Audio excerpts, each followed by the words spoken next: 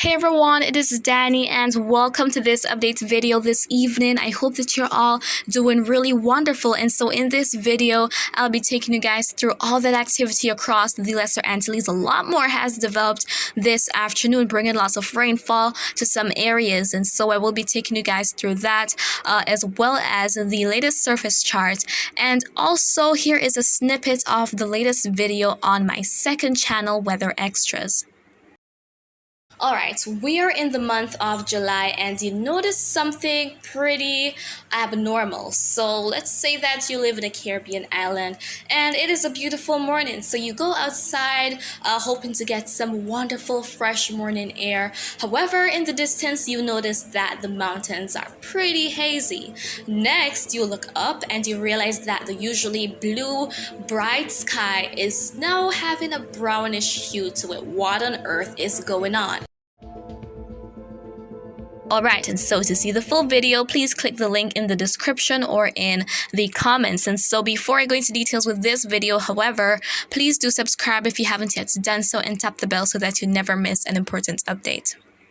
Alright, and so let us now go ahead and take a look at what is happening across the area, and we're focusing on the Caribbean. So starting out with northern South America, there is some thunderstorm activity developing this afternoon. We've got that moisture coming in from the east, and that is helping to induce some thunderstorms across parts of Venezuela, Guyana, Suriname, French Guiana as well.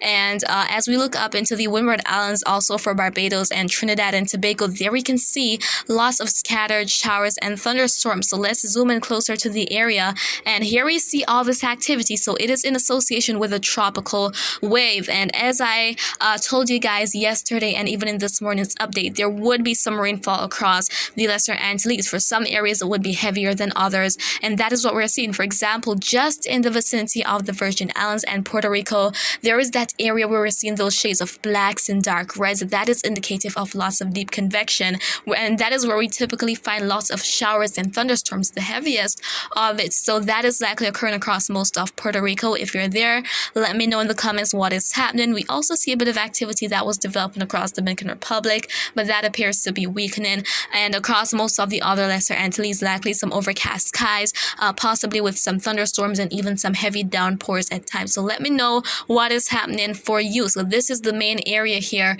in the Caribbean right now, but of course as we progress into the early part of the new week, all this activity is going to eventually dissipate. Looking down into the ABC Islands, likely some overcast skies there for most areas in the different islands. You can let me know exactly what's happening for you. And let's drift over to the west some more, and we can see that there is some activity also noted over in the Western Caribbean, especially down in the Southwestern Caribbean. There's that blob of showers and thunderstorms, and also over in the Eastern Pacific, there's lots going on. There is a disturbance which is likely going to become a tropical storm by tomorrow, the latest, and fortunately though, that is likely going to be paralleling the Mexican coast, well offshore, so unlikely to bring impacts, and there's another disturbance that is given an 80% chance. But for right now, over in the Caribbean, we see some thunderstorm activity just offshore of Grand Cayman, also a bit of activity across some spots in Jamaica, but for most of the island it is a pretty sunny day and windy across some areas as well.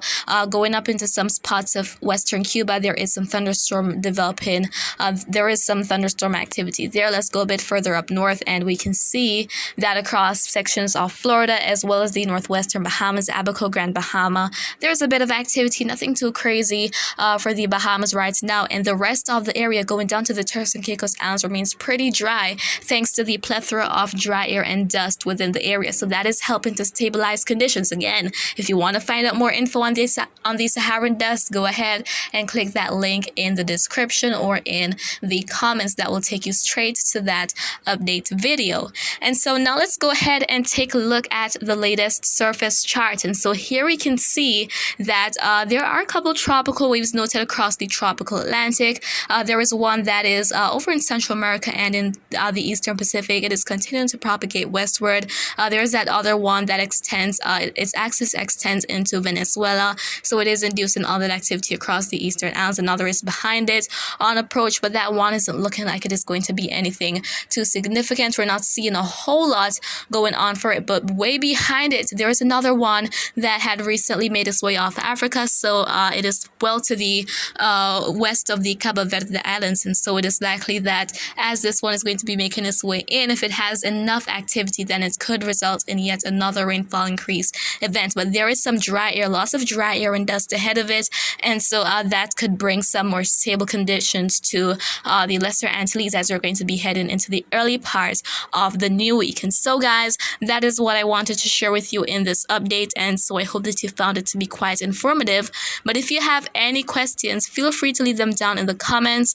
I will respond once I get the chance to, and remember to always be weather-wise.